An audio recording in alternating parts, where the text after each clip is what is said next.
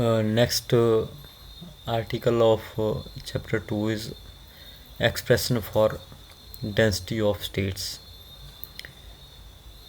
तो density of states के लिए हम जो एक्सप्रेशन निकालेंगे, तो सबसे पहले हम डेंसिटी ऑफ स्टेट्स को यहाँ पे डिफाइन करते हैं। बोलता है कि एक यूनिट एनर्जी रेंज में हमारे पास जितनी क्वांटम स्टेट्स होती हैं उसको हम डेंसिटी ऑफ स्टेट्स बोलते हैं। Number of quantum states per unit energy range is known called density of states. तो बोलता है हम बात करते हैं at the temperature T equal to 0 kelvin. तो बोलता है कि जब हम कोई न्यूक्लियस लेते हैं और ये न्यूक्लियस जो अपनी ग्राउंड स्टेट में होता है, तो जो लोएस्ट स्टेट जहाँ तक कि न्यूक्लियंस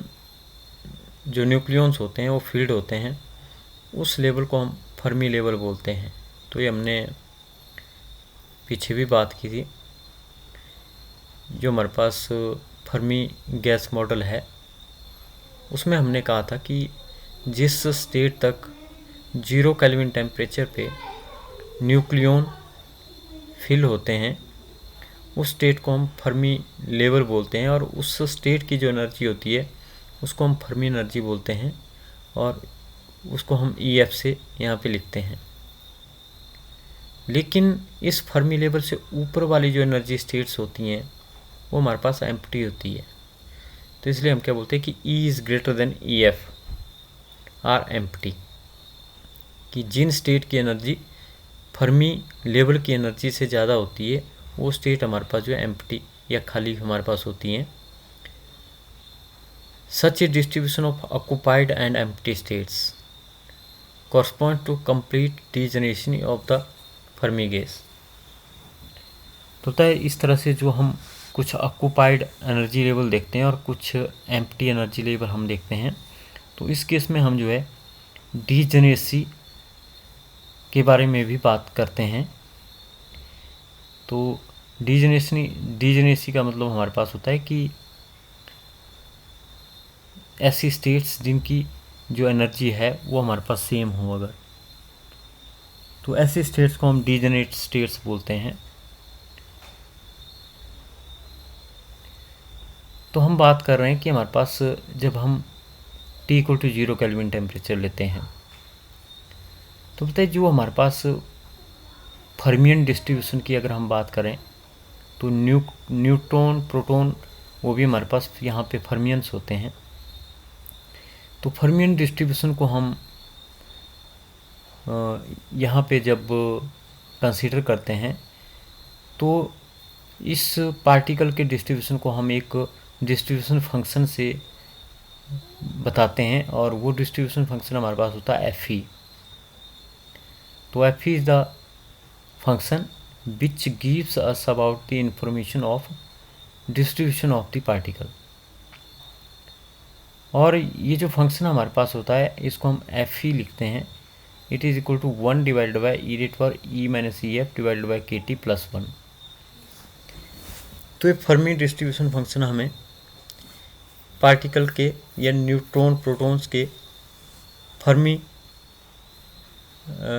लेवल्स तक या उससे ऊपर के डिस्ट्रीब्यूशन के बारे में हमें फर्मी गैस मॉडल के केस में हमें जो है इंफॉर्मेशन प्रोवाइड करवाता है। तो अगर हम इस डिस्ट्रीब्यूशन फंक्शन को कंसीडर करें, और जैसा कि हम बात कर रहे हैं कि टेम्परेचर हम 0 केल्विन लेते हैं, तो एक मैथमेटिकल फंक्शन है जो हमें पार्टिकल के डिस्ट्रीब्यूशन के बारे में बताता है। तो यहाँ पे जो हमारे पास T है, ये T अगर 0 है तो यहाँ पे हम क्या देख सकते हैं कि समथिंग बाई 0 इज़ इन्फिनिटी। तो e⁻∞ प्लस 1 हमारे पास यहाँ पे बनेगा, जो कि इन्फिनिटी यहाँ पे बनेगा। तो वो बोलता है कि उस केस में 1 डिवाइडेड बाई इन्फिनिटी हमारे पास आएगा। तो 1 बाई इन्फिनिटी हमारे पास जो है इस केस में यहाँ पे 0 होता है। तो FE जो है हमारे पास 1 आएगा अगर जो हम इसको 1/t को यहाँ पे मतलब t को हम 0 लेते हैं। लेकिन बोलता है कि अगर हमारे पास ये सिचुएशन हो कि E is less than EF, कि हमारे पास जो फर्मियंस हैं या जो पार्टिकल हैं जिसको हम एनर्जी स्टेट्स में डिस्ट्रीब्यूट कर रहे हैं, अगर उसकी एनर्जी फर्मी लेवल से कम होगी तो क्या होगा। अगर E is less than EF होगा तो ये जो E माइनस EF है ये हमारे पास नेगेटिव बनेगा।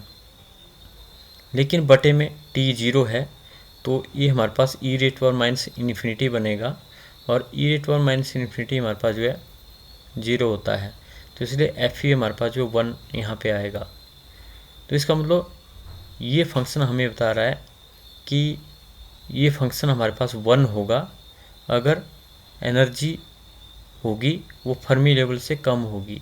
मतलब क्या हुआ कि पार्टिकल्स हमारे ऑक्युपाई होंगे फर्मी लेवल से नीचे अगर एनर्जी फर्मी लेवल से कम है। तो फर्मी डिस्ट्रीब्यूशन फंक्शन की पार्टिकल हमारे डिस्ट्रीब्यूट होंगे फर्मी लेवल से नीचे अगर T equal to 0 kelvin temperature हम लेते हैं, और हम यहाँ पे बोलें कि जो एनर्जी लेवल हैं उनकी एनर्जी फर्मी लेवल से नीचे है। तो एनर्जी अगर फर्मी लेवल से नीचे हैं तो पार्टिकल आपके कम्प्लीटली डिस्ट्रीब्यूट होंगे, तो F E will be equal to 1, मतलब पार्टिकल का जो डिस्ट्रीब्यूशन होगा जो ये फंक्शन बता रहा है, तो ये डिस्ट्रीब्यूशन पार्टिकल के होने की प्रोबेबिलिटी बता रहा है कि वो हमारे पास 1 होगी। पार्टिकल ई एफ से नीचे हमारे पास जो है होंगे, तो फील्ड ई एफ से नीचे हमारे पास जो है जो हमारे पास ई एफ से नीचे जो हमारे पास स्टेट्स हैं वो हमारी फील्ड होगी।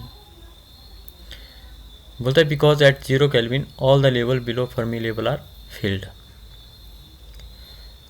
फिर बोलता है कि मान लो E is greater than E F हम लेते हैं, तो E is greater than E F लेते हैं जो कि हम पहले भी केस डिस्कस कर रहे थे। तो इस केस में ये पॉजिटिव क्वांटिटी आएगी और something positive quantity divided by T 0, तो ये हमारे पास E रेट पर इन्फिनिटी बनेगा। तो E रेट पर इन्फिनिटी हमारे पास इन्फिनिटी होता है, तो इन्फिनिटी प्लस 1 भी इन्फिनिटी हुआ, तो एफ ही हमारे पास यहाँ पे 0 बनेगा। तो बोलता है इसलिए जब E is greater than E F होगा, मतलब जो एनर्जी स्टेट होगी उसकी एनर्जी फर्मी एनर्जी से ज़्यादा होगी, तो उस केस में एफ ही 0 होगा। मतलब प्रोबेबिलिटी डिस्ट्रीब्यूशन फंक्शन क्या बोल रहा है कि उसकी जो वैल्यू है वो 0 है, मतलब कि पार्टिकल ई एफ से ऊपर हमारे पास नहीं होंगे। तो because at 0 kelvin all the levels below Fermi level are empty. तो फर्मी लेवल से एबव ऊपर हमारे पास जो पार्टिकल्स या न्यूक्लियॉन्स हमारे होते हैं, जहाँ पे न्यूक्लियॉन्स होंगे वो फर्मी लेवल से नीचे होंगे, तो ऊपर की स्टेट हमारे पास जो है खाली होंगी। तो होता है Fermi energy at temperature T equal to 0 kelvin is given as. तो ये हमारे पास जो फर्मी लेवल के लिए जो फर्मी लेवल की एनर्जी है उसके लिए हमारे पास एक्सप्रेशन होता है EF, और ये EF हमारे पास होता है h क्रॉस का square divided by 2m 3 pi square n by v raise power 2/3। तो ये एक्सप्रेशन फर्मी लेवल के लिए होता है जब हम टेम्परेचर जो है 0 केल्विन लेते हैं। तो बोलते हैं यहाँ पे जो हमारे पास V है वो वॉल्यूम है हमारे पास न्यूक्लियस के केस में, उसको हम न्यूक्लियर वॉल्यूम यहाँ पे बोलेंगे, और न्यूक्लियर वॉल्यूम हमारे पास होता है वो 4/3 पाई आर नॉट क्यूब A हमारे पास होता है।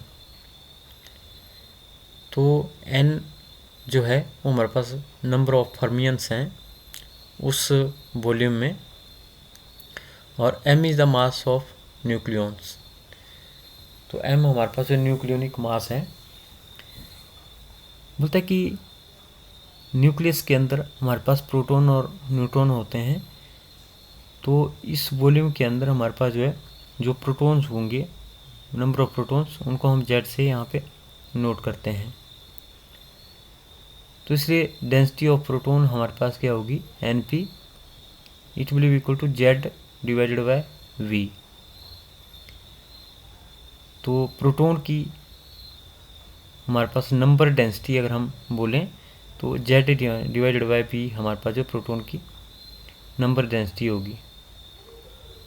तो Z is the number of proton and V is the volume. तो number of proton per unit volume is known as the number density of the proton. तो जो यहाँ पे हमारे पास v है उसकी वैल्यू अगर हम ऊपर से पुट करें तो ये हमारे पास यहाँ पे 3z, क्योंकि 3 ऊपर को जाएगा तो 3z divide by 4πr0³ a। तो ये हमारे पास number of density of proton इस तरह से हमारे पास बनेगी। बोलता है कि इस तरह से अगर हम नंबर ऑफ न्यूट्रॉन्स की डेंसिटी देखते हैं तो नंबर ऑफ न्यूट्रॉन्स की डेंसिटी भी हमारे पास n डिवाइड बाई v होगी। और यहाँ पे हमारे पास जो n है वो है number of neutron in the nucleus and v is the volume of the nucleus. तो ये हमारे पास n बाई v होगा। लेकिन हमें पता है कि जो नंबर ऑफ न्यूट्रॉन होते हैं वो mass number minus number of proton हमारे पास होते हैं। तो यहाँ पे हम b की वैल्यू दोबारा पुट करें तो ये हमारे पास 3 ऊपर चला जाएगा तो 3a minus a divide by 4π r³ हमारे पास बनेगा। तो इस तरह से हमारे पास नंबर डेंसिटी ऑफ न्यूट्रॉन हमारे पास आ जाएगी और number of density of proton हमने इक्वेशन नंबर 3 में निकाल ली हुई है।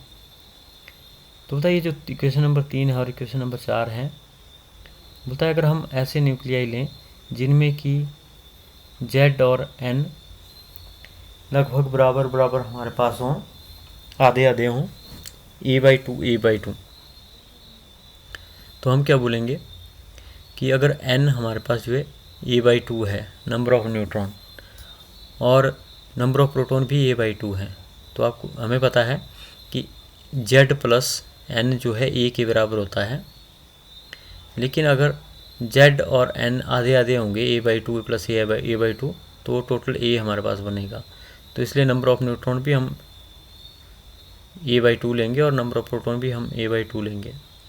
तो अगर हम ऐसा करते हैं तो जो हमारे पास नंबर ऑफ प्रोटॉन और नंबर ऑफ न्यूट्रॉन हमने यहाँ पे निकाले हुए हैं तो z भी हमारे पास a/2 है और z यहाँ भी हमारे पास a/2 आएगा। तो a माइनस a/2 ही हमारे पास आएगा और जो a है उस a से कैंसिल हो जाएगा। उसी तरह से यहाँ पे z भी a/2 लेंगे तो ये इससे कैंसिल हो जाएगा।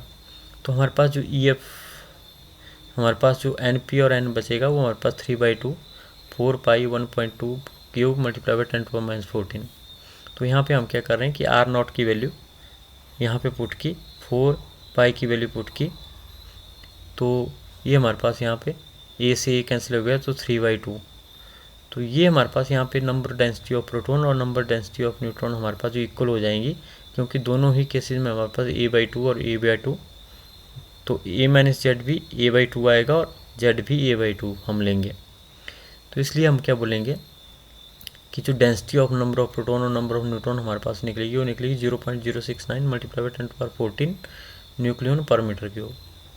तो इसलिए टोटल न्यूक्लियोनिक डेंसिटी हमारे पास क्या होगी, मतलब कि density of proton plus density of neutron दोनों की कंबाइन करके, तो जब हम इसको दोनों सम करेंगे तो हमारे पास 2 time number of density of proton हमारे पास हो जाएगी। तो इसलिए NP प्लस NN, क्योंकि NP और N सेम हैं दोनों ही, तो दोनों को हम जब ऐड करेंगे तो 0.69 multiply by 10⁻14 plus 0.69 multiply by 10⁻45 हमारे पास बनेगा, जो कि 0.13 मल्टीप्लाई 10⁻45 न्यूक्लियन हमारे पास बनता है।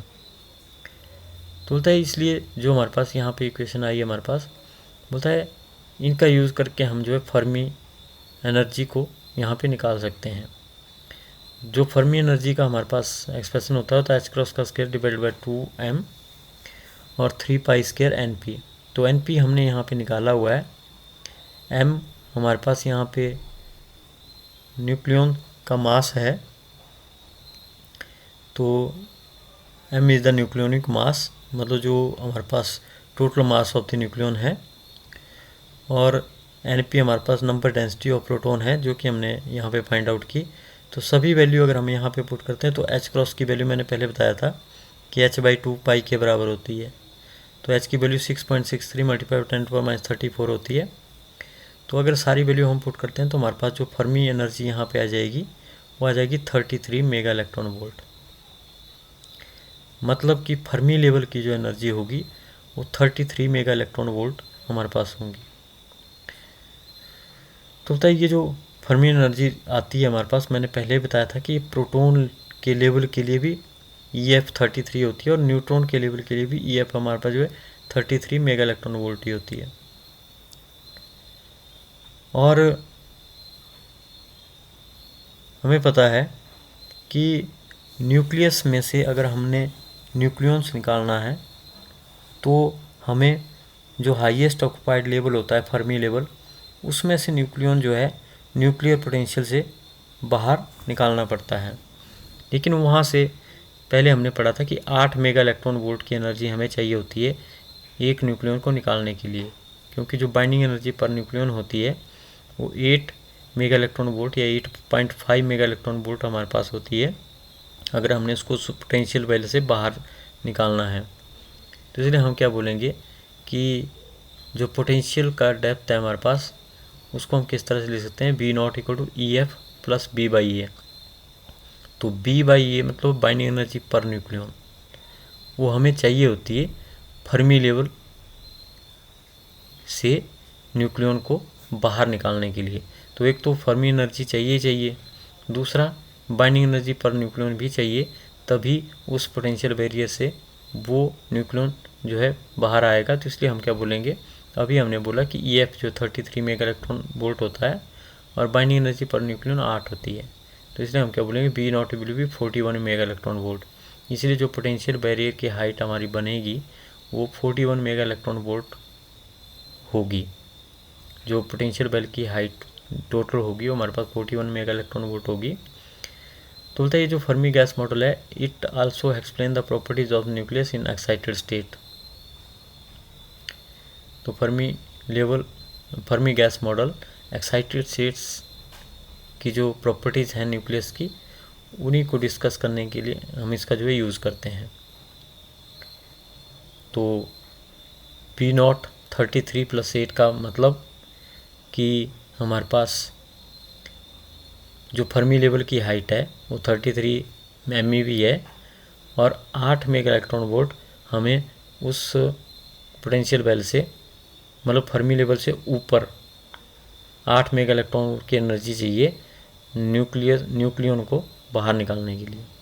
तो टोटल हाइट जो बनेगी वो 41 मेगा इलेक्ट्रॉन वोल्ट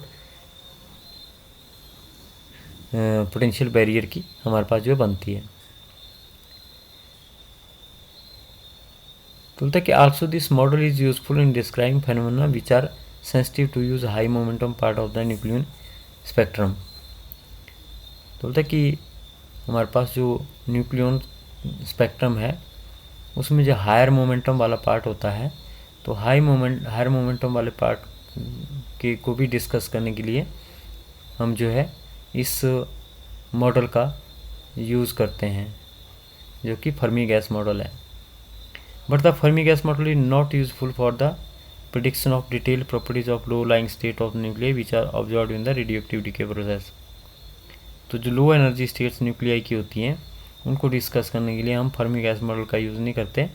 ये सिर्फ एक्साइटेड स्टेट या हायर एनर्जी स्टेट्स हैं उनको डिस्कस करने के लिए हमारे पास जो यूज़ होता है। तो जो हमारे पास लो लाइंग स्टेट्स होती है उनको डिस्कस करने के लिए हम रेडियोएक्टिव डीके प्रोसेस से उनकी जो लो लाइंग स्टेट्स हैं उनको हम एक्सप्लेन करते हैं। फिर हम बात करते हैं magic numbers and their experimental evidence. तो एग्ज़ाम में क्वेश्चन जनरली पूछा जाता है कि मैजिक नंबर कौन कौन से हैं। तो जो अंडरलाइन किए हुए हैं यहाँ पे सारे मैजिक नंबर होते हैं 2, 8, 20, 28, 50, 82, 126। ऐसे न्यूक्लियाई जिनमें या तो number of proton magic numbers हैं या number of neutron magic numbers हैं। मान लो ऐसा कोई न्यूक्लियस है जिसका एटॉमिक नंबर या नंबर ऑफ प्रोटॉन 50 है, तो हमारे पास लेड होता है, सॉरी टिन होता है और लेड होता है 82। तो ऐसे न्यूक्लियाई जिनमें या तो नंबर ऑफ प्रोटॉन इतने होते हैं या नंबर ऑफ न्यूट्रॉन इतने होते हैं, या नंबर ऑफ प्रोटॉन भी इन नंबर में से एक होता है या नंबर ऑफ प्रोटॉन भी इन नंबर में से एक होता है। तो ऐसे न्यूक्लियाई जो होते हैं वो हमारे पास जो ज़्यादा स्टेबल होते हैं as compare to their neighbouring nuclei. इसलिए हम क्या बोलते हैं, ये नंबर मैजिक नंबर है, क्योंकि इनकी वजह से मैजिक हो रहा है कि जो न्यूक्लियस हैं वो आपके एक्स्ट्रा स्टेबल हो रहे हैं।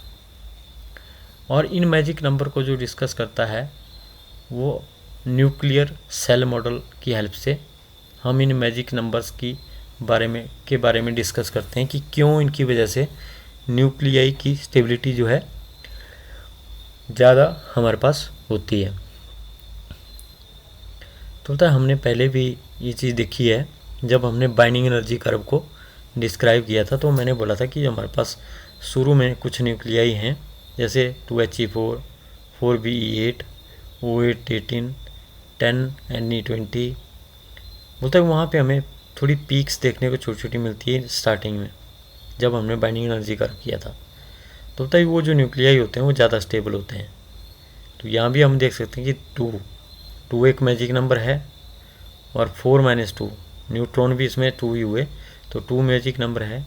और बेरिलियम 4 8, तो ये हमारे पास इसमें मैजिक नंबर नहीं है, लेकिन हमारे पास नंबर ऑफ न्यूट्रॉन और नंबर ऑफ प्रोटॉन इवन है।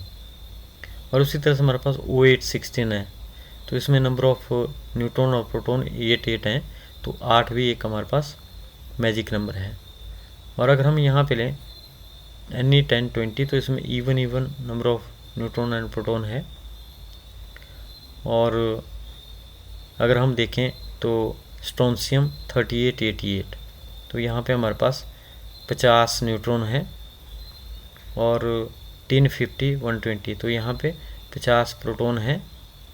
और सीरियम 58-140, इसमें 82 न्यूट्रॉन है, लेकिन प्रोटॉन नहीं है मैजिक नंबर, यहाँ पे 82 मैजिक नंबर है। और 82 लेड 208, तो इसमें प्रोटॉन नंबर भी मैजिक नंबर है और न्यूट्रॉन नंबर भी मैजिक नंबर है। तो इसलिए जो न्यूक्लियस होता है काफ़ी ज़्यादा स्टेबल भी होता है नेचर में। तो ये कुछ एविडेंसेस हैं जहाँ पे प्रोटॉन नंबर्स या न्यूट्रॉन नंबर मैजिक नंबर के बराबर हमारे पास होते हैं। और जो स्टेबल न्यूक्लियाई हमारे पास होते हैं तो उनके केस में हमें ये मैजिक नंबर देखने को मिलते हैं। जैसे O816 है, तो यहाँ पे ZB8 है और NB8 है, 16-8, उसको हम N बोलते हैं। इस तरह कैल्शियम में 20, कैल्शियम 40, तो यहाँ नंबर ऑफ प्रोटॉन और नंबर ऑफ न्यूट्रॉन 20 है। 10, 50, 120, तो यहाँ पे हमारे पास 50 प्रोटॉन है। 38 स्ट्रोंशियम 88, तो यहाँ पे 50 हमारे पास न्यूट्रॉन है।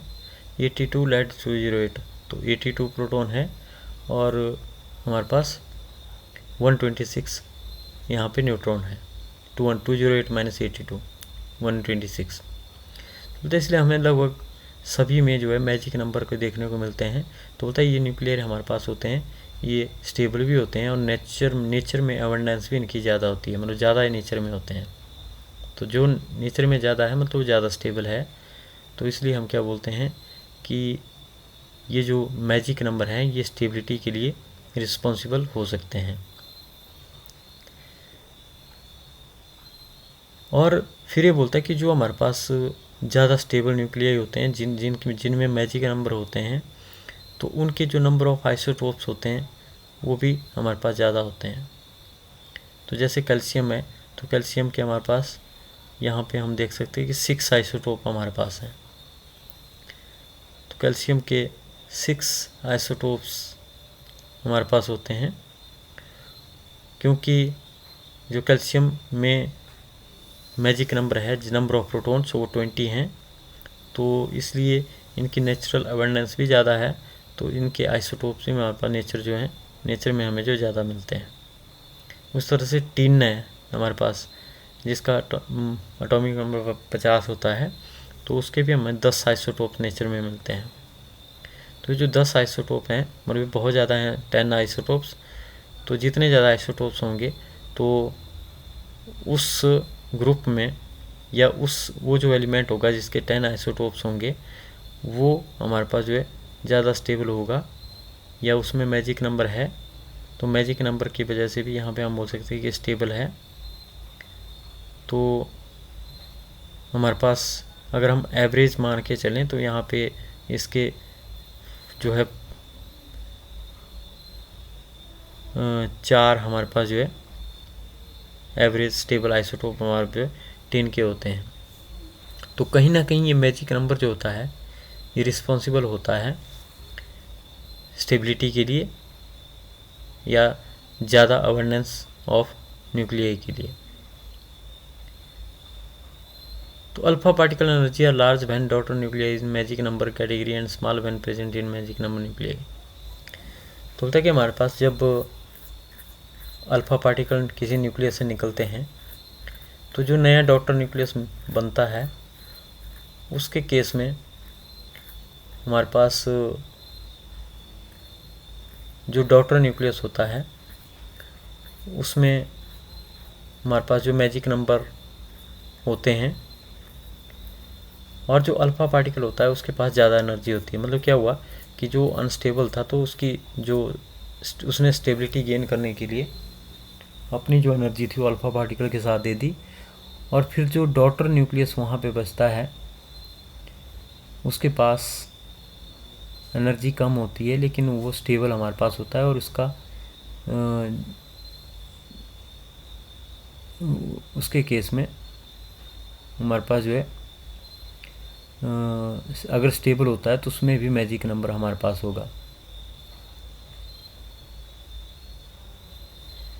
बोलते हैं nuclei with Z and N both equal to magic number are very tightly bound.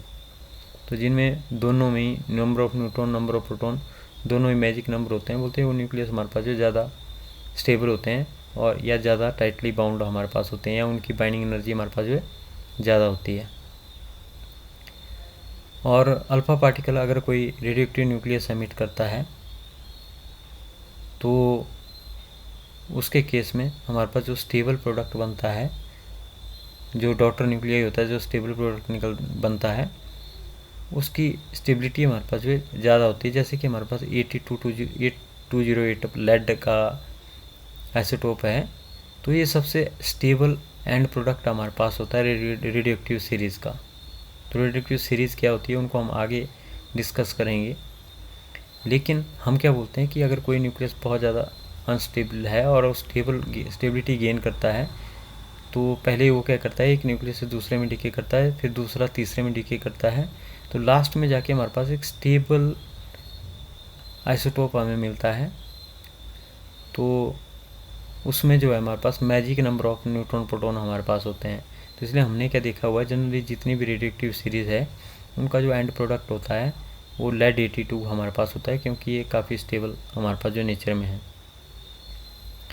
Energy of beta particles are found to be large when the daughter nuclei of radio है magic number of proton. तो बोलता है जब nucleus में radioactive DK होता है और DK जो है बीटा डीके हमारे पास हो, तो बोलता है उस केस में बीटा पार्टिकल के पास हमारे पास जो ज़्यादा एनर्जी होती है, और जो हमारे पास डॉटर प्रोडक्ट बनेगा उसमें हमारे पास मैजिक नंबर ऑफ प्रोटॉन या न्यूट्रॉन हमारे पास होते हैं।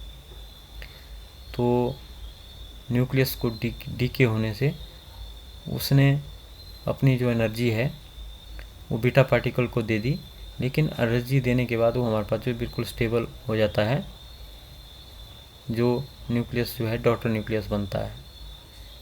तो रेडियोएक्टिव न्यूक्लियस डीके करके डॉटर न्यूक्लियस साथ में बीटा पार्टिकल निकलता है, लेकिन जो एनर्जी है पेरेंट न्यूक्लियस की वो बीटा पार्टिकल के साथ चली जाती है, और जो हमारे पास बाकी न्यूक्लियस जाता है वो ज़्यादा स्टेबल हमारे पास होता है।